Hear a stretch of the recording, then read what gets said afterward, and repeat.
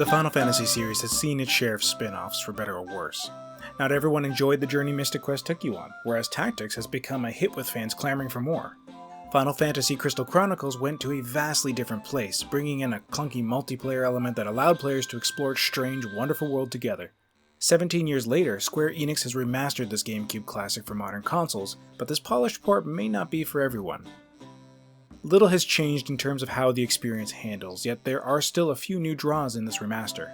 The obvious and welcome fix is that players don't need a collection of friends with Game Boy Advances huddled together for a 4-player adventure. Instead, Final Fantasy Crystal Chronicles Remastered Edition allows cross-platform play on Switch, PS4, and smart devices with applicable online subscriptions. This makes it much easier to access, but the sense of building an entire adventure and world together is lost. The GameCube version had a couch co-op experience as players each made a caravan member whose family joined your humble home village and created a common space together throughout the experience. With the current lack of couch co-op, players need to populate their entire caravan roster on their own, and only the host player progresses their character's storyline. Other PCs don't influence the home village in any way, although they do retain the loot earned from the dungeons they explore. Once you've adventured with someone, you can follow them. If they follow you back, then you'll be on each other's friends list, making it easier to play together again in the future. Because never fear, despite the modern streamlining, a lot of Final Fantasy Crystal Chronicles' former obtuseness is retained. After defeating the dungeon boss and collecting the spoils, players choose either to play the same dungeon or disband the game. Why can't we choose a new location? Why must we exit, create a new lobby which requires a non-specific amount of time to do, and find each other again to journey somewhere else? All that being said, if everyone gets together with mobile devices to play, there is some semblance of that cooperative journey, since multiplayer is where the real magic happens.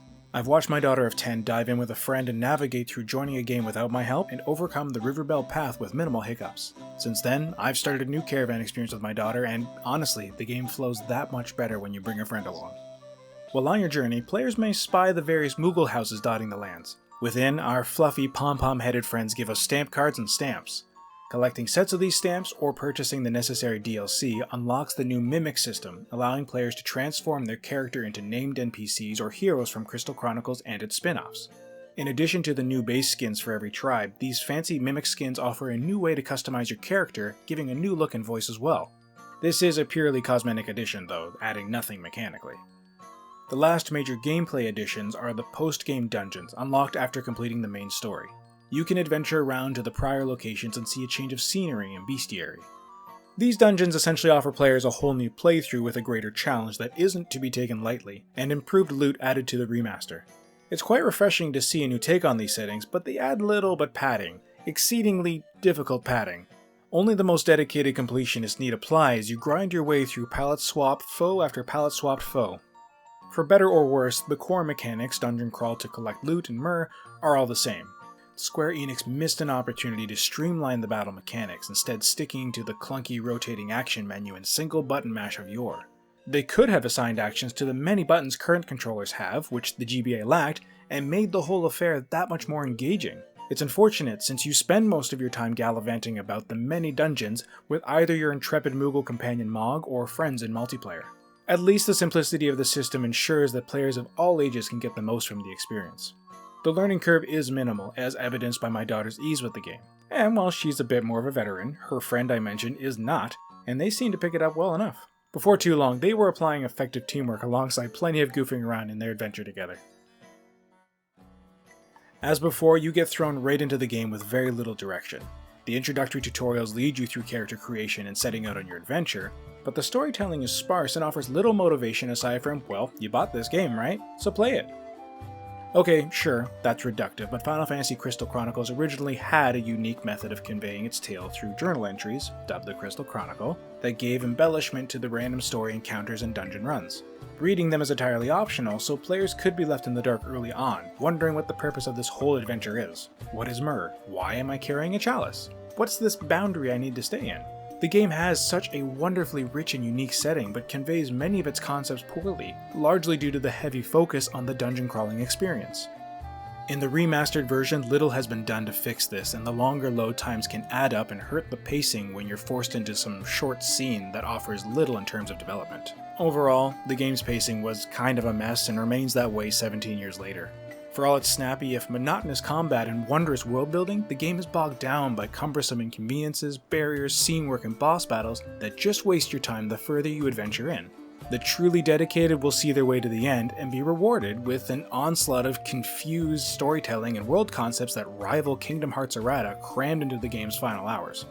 To its credit, there is a lovely message of how precious memories are, how life is to be experienced and loved, and that we need to let go sometimes to make room for personal growth. But why wait until the final boss encounter to hit us with all that? The game has 999 memories that can be collected, so perhaps those fill in more of the blanks. But if that's the case, it remains a poor vehicle for telling the story and expecting players to get it by the final moments of the game. Despite this, you'll be consistently impressed by the beauty around you. Final Fantasy Crystal Chronicles originally pushed the GameCube to produce a truly fantastical experience in a vibrantly colored and strongly characterized world that felt inspired by Final Fantasy IX. The graphical fidelity has been greatly improved to the benefit of this game, and Final Fantasy Crystal Chronicles Remastered Edition looks stunning. Crisp textures elevate every environment, 3D models seem more polished, and the atmosphere is as stirring as ever. This game did such a great job of capturing a mood with the ambiance and color palette of each dungeon, and modern consoles can now do its visuals justice. I just wish we could really see it though. The fixed camera made sense on the GameCube, but now it's simply frustrating when you can't see past some obstruction mid-combat or take in the lovely scenery as you wander through town. That small gripe aside, as the opening cutscene plays, you'll clearly see the love held for this wondrously designed world and all its denizens. In addition to the visuals, Final Fantasy Crystal Chronicles Remastered Edition has included some brilliant new pieces of music alongside an already unique and largely fantastic soundtrack. Kumi Tanioka created a fascinating rustic soundscape with instruments like the hurdy-gurdy leading many of the pieces and has returned to create arrangements for the high-level dungeons. Her inclusion ensures that each piece fits the distinct identity established by the original works, with some subtle changes to fit the new scenic changes in each location. Square Enix has also introduced full voice acting to the existing cutscenes, featuring many familiar performers who add a large amount of character to the story. Alongside Donna Burke's mesmerizing narration and singing, which holds up years later, the whole audible journey of the storytelling feels much more cohesive. Altogether, the sound design is the perfectly balanced cherry atop the improved visuals.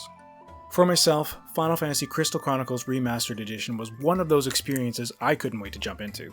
I didn't get into the original until well into the Wii's life cycle, and missed out on the storied, clunky multiplayer experience. It's too bad the journey can feel so aimless and disjointed at times with the mixed storytelling and the cumbersome mechanics that stick each component of gameplay together.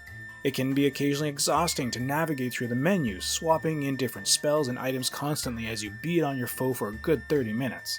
I really wish Square Enix would give it the fair shake it deserves, with modern conveniences, instead of dredging up dated gameplay mechanics that overshadow a wonderful, mystical little world. Still, getting to play a family-friendly tale with my daughter does make up for a lot of this, and if you can get some friends together, it could be the same for you. Crystal Chronicles is back and looking better than ever. What do you think about it? Let us know in the comment section below. Subscribe to the channel so you can keep up to date, hit that notification bell so you know whenever something new comes out from us, and as always, like our videos if you're into what we're doing. You can find RPGFan on Instagram, Twitter, Facebook, and on Twitch streaming regularly, and as always, for your news, reviews, and more, check out rpgfan.com.